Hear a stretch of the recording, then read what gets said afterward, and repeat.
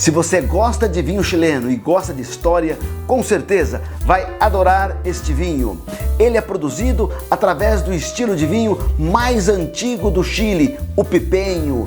Mais ainda, ele é elaborado com a primeira uva plantada no Chile, o Paí, e vem de uma região que talvez você nunca tenha ouvido falar, é o Vale do Biobío.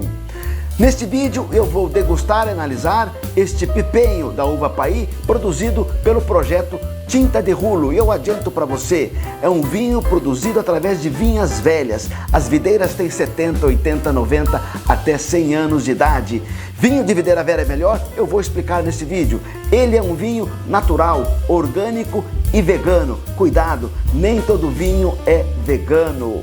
E o que é mais importante, ele tem um preço muito acessível. Eu sou Maurício Ferreira e este é o canal Apaixonado por Vinhos, onde eu explico o maravilhoso mundo do vinho de forma simples e descomplicada, mas sem perder a profundidade.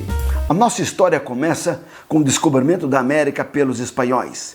Os espanhóis foram descendo até a América do Sul e chegaram também ao Chile. E lá, em 1545, tinha no Chile o conquistador espanhol Pedro de Valdívia, e em 4 de setembro de 1545 ele escreve uma carta para o rei Carlos V. Entre outras coisas, ele pedia vinho e videiras para que ele pudesse evangelizar o Chile. Lembre-se, a Espanha era um país católico e o vinho fazia parte da liturgia da missa e faz até os dias de hoje.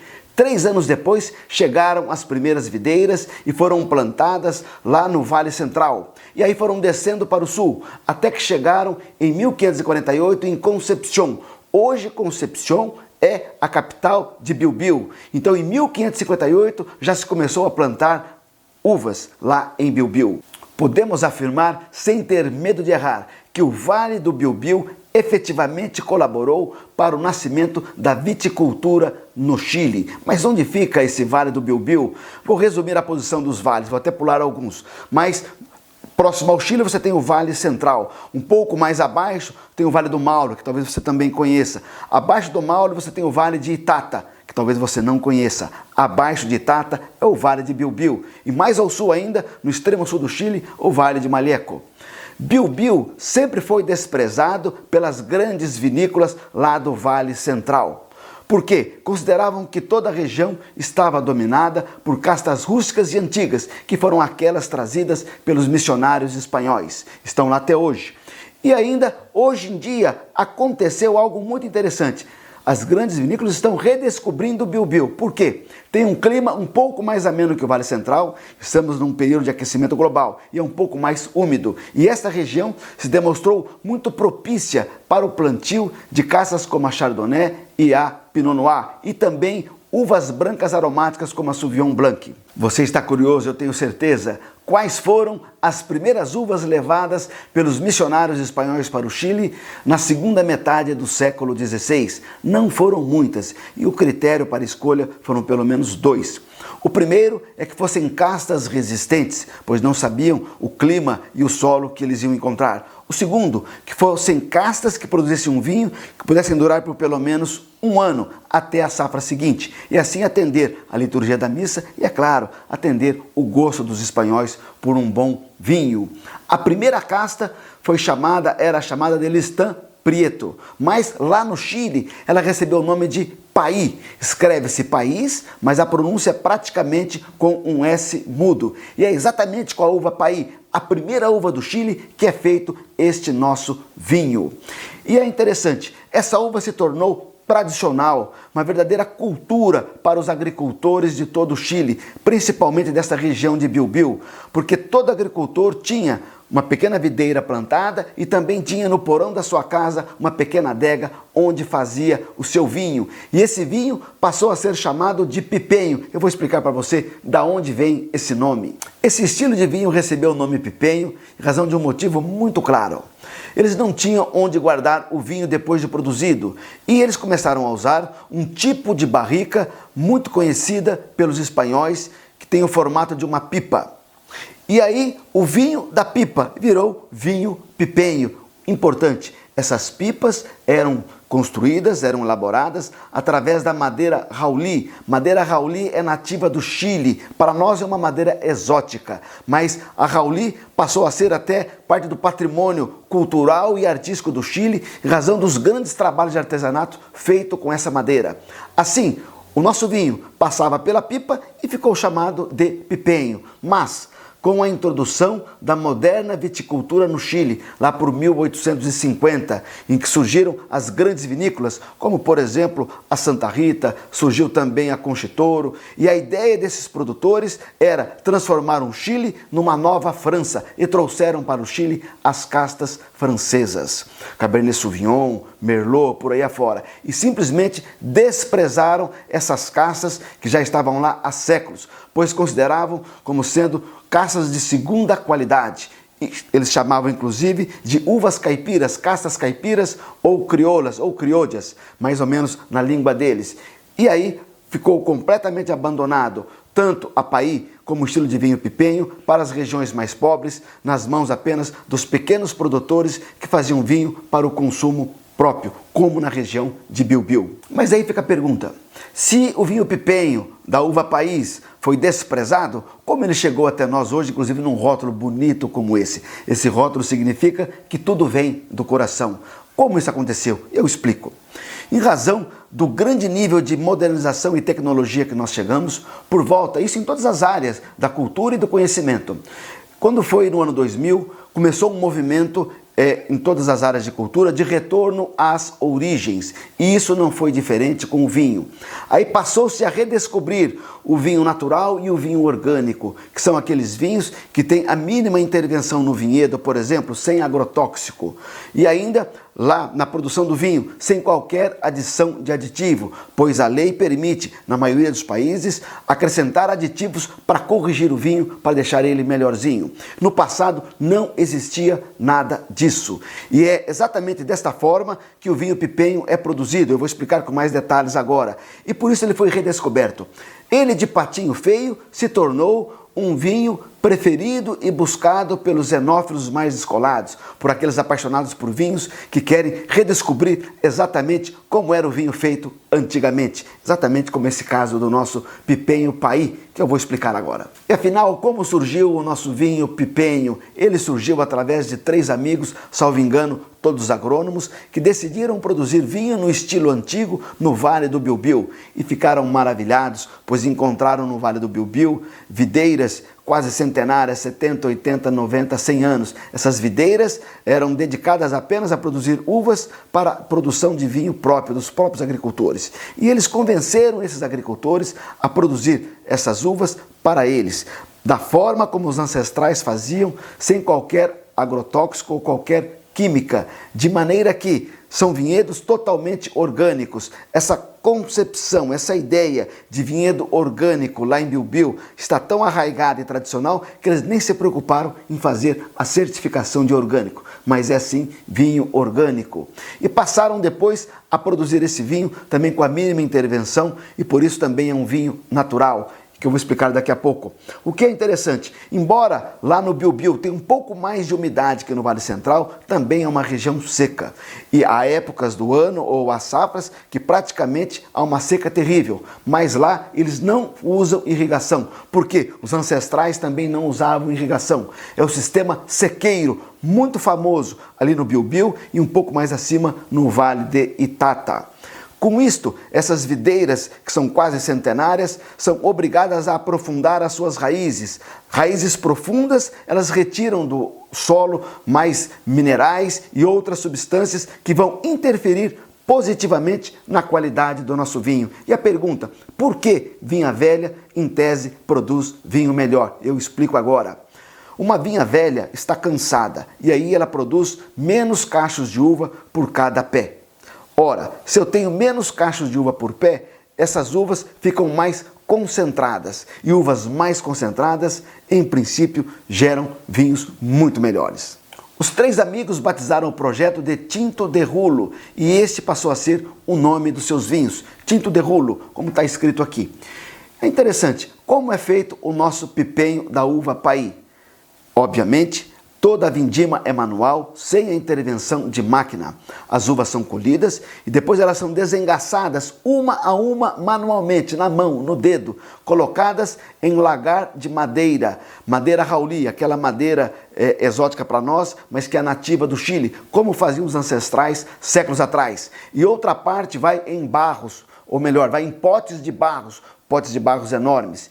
E eles deixam essa uva lá e não usam levedura comercial, porque toda a produção de vinho hoje, o enólogo tem à sua disposição uma grande variedade de leveduras. Ele escolhe uma levedura, inclusive, para acentuar um determinado aroma do vinho. Por exemplo, Sauvignon Blanc já tem naturalmente uma nota de maracujá, mas ele escolhe uma levedura que vai realçar essa nota. O nosso vinho não foi colocada qualquer levedura. Então, como o vinho fermentou? Através de leveduras chamadas nativas ou indígenas. São aquelas leveduras que já estão no vinhedo, estão na casca da uva e estão até na cantina, no local onde o vinho é produzido. Por isso a fermentação é muito mais lenta. Pode levar 3 semanas ou até mais. E lá, diariamente, eles fazem uma pisa a pé nessas uvas, tanto no lagar de madeira, como também nesses grandes potes de barro. A única diferença que tem em relação à vinificação dos ancestrais é que aqui eles controlam a temperatura. Por quê? No passado se perdia muito vinho porque variava muito a temperatura e estragava toda a produção. Então o único controle que tem, moderno, é da temperatura, justamente para que você tenha um vinho lá no final de boa qualidade, que a variação de temperatura não afete e não prejudique o vinho. E por esse motivo, o nosso vinho é classificado como um vinho natural. Ele é produzido sem qualquer intervenção química ou aditivos. Só uma observação: por lei é obrigado colocar um conservante depois de pronto para que o vinho não estrague. Isso no mundo inteiro, é o INS 220. Depois de pronto, o nosso pipenho da uva Paí é colocado em barricas da madeira Rauli, como os ancestrais faziam, mas são barricas com mais de 10 usos. Significa que barrica usada não transfere para o vinho notas de madeira. Mas então, por que se usa a barrica? É simples. No passado era simplesmente para guardar o vinho, mas hoje sabe-se que a barrica, mesmo sendo antiga, de madeira velha, ela ajuda na microoxigenação do vinho. Como funciona isso? A barrica é composta por aduelas, por tábuas, e entra oxigênio, uma mínima quantidade de oxigênio através dessas frestas. E esse oxigênio trabalha os taninos e deixa os taninos mais macios. Sabedoria dos antigos, que não sabiam por que o vinho melhorava, mas usavam a barrica e quando iam consumir o vinho estava melhor. E depois que passou 1 ano nessas barricas, o vinho é engarrafado sem ser filtrado. Por isso eu digo para você, é um vinho vegano. Nem todo vinho é vegano. Por quê? Um produto, para ser considerado vegano, necessariamente não tem que ter carne, mas não pode ter na sua produção a intervenção de qualquer produto de origem animal. Por muito tempo se utilizou na clarificação do vinho clara de ovo. Depois foi substituída por outras substâncias que também tinham origem animal. A clarificação do vinho está no processo de filtragem. Como esse vinho não é filtrado, não é clarificado, ele é sim vegano, pois não tem qualquer produto animal que agiu na sua elaboração. E afinal, como eu encontrei esse vinho tinto de rolo pipenho? Eu explico. Eu olhei para o canal e percebi que eu não tinha um único vídeo falando de vinho exótico. Eu estudei a matéria e decidi gravar um vídeo sobre o estilo pipenho, uva Paí, que é uma tradição cultural no Chile. Pesquisei na internet e encontrei uma loja de e-commerce pequena dedicada a vinhos naturais, orgânicos e veganos. Chama La Vinheria BR e lá tinha esse tinto de rolo. Liguei para eles e conversando eu pedi informações sobre esse vinho, para ver se era exatamente esse vinho que eu precisava para o vídeo. E disse o porquê. Eles ficaram interessados, viram o canal e disseram: fique tranquilo, vou mandar o vinho para você. Mandaram o vinho, com a minha surpresa recebi mais 2. Esse Cântico Rosé, é um rosé brasileiro feito com Pinot Noir, e um vinho argentino que é feito com uma uva que foi apreciada pela população argentina e não é a Malbec, é a Bonarda. A Bonarda foi a uva do povo argentino por quase 100 anos e até hoje é consumido na Argentina uma grande quantidade de vinhos com a Bonarda. E esse Bonarda também é produzido de forma natural. Qual é o preço desse vinho? Vou falar para você agora. Antes eu vou colocar a minha capa cooler aqui, porque ele já está fora da refrigeração há algum tempo. Nós podemos consumir esse vinho aproximadamente a 15 graus. E esses dois eu vou voltar para a refrigeração. E qual é o preço do nosso vinho? Quando eu comecei a pesquisar no início de outubro, estava lá no site da La Vinheria R$ 129. Qual foi a minha surpresa? Agora em novembro, em razão da promoção Black November, está R$ 99. E o site está com uma promoção também, que se você pagar com Pix, tem mais 10% de desconto, cai para R$ 89,90. Como eu disse para você no início, é um preço acessível, considerando a história por trás desse vinho. Interessante lembrar que a produção é mais do que artesanal. A safra 2016 foram apenas 3.500 garrafas. E eu acredito que é mais ou menos esse volume de garrafas que eles mantêm até hoje. Então, se você provar esse vinho, vai ser um dos 3.500 que tiveram a felicidade de conhecer e provar um pouco mais da cultura chilena. Vou deixar o link deste vinho, tanto na descrição como no comentário fixado. Então vamos à nossa degustação. Quero registrar que o nosso vinho é safra 2020 e tem 12,5% de álcool. Então, em princípio, é um vinho aí leve. A degustação segue 4 fases. A fase inicial é a visual, depois a olfativa, depois a gustativa e eu concluo dando a minha nota, fazendo a minha conclusão. Vamos então abrir o nosso vinho para que a gente possa iniciar a melhor parte do vídeo. Eu ia tirar a cápsula, mas é interessante, esse vinho não vem com cápsula. Então vamos lá. Voilá, mais uma rolha liberta. Vamos colocar aqui um pouquinho a nossa taça, o suficiente para fazermos a degustação. Pelo toque da mão aqui, ele está aproximadamente aí a 15 graus, né? A primeira análise é a visual. A intensidade dele é um vinho clarinho, não é de grande intensidade de cor. Diria que a intensidade de cor ela é inferior à média. Eu vejo com uma certa facilidade o meu dedo aqui através do vinho. E a cor é um rubi muito bonito. Rubi muito bonito. Diria que na cor esse vinho está me lembrando um Pinot Noir. Vamos ver então no olfato. É interessante, viu? Também no olfato eu tenho uma intensidade aromática superior à média, quase alta. Vamos ver o que nós descobrimos aqui. Eu já adianto para você, só de se aproximar da taça, já percebo frutinhas vermelhas, o que me faz lembrar também o Pinot Noir, na cor e nos aromas. O que eu espero desse vinho? Espero rusticidade. Aparentemente os aromas têm uma pequenina rusticidade. Vamos ver. Morango, cereja, framboesa. Eu percebo aqui uma notinha de pimenta, pimenta preta, uma pimenta do reino, e também uma nota que lembra alcaçuz. Não chega a ser menta, lembra aqui um pouquinho de alcaçuz. Vamos ver na boca.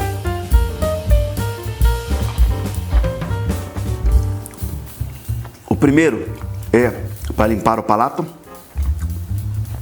Deixa eu oxigenar mais um pouquinho essa taça aqui, para que a gente possa extrair o máximo de sabor deste vinho.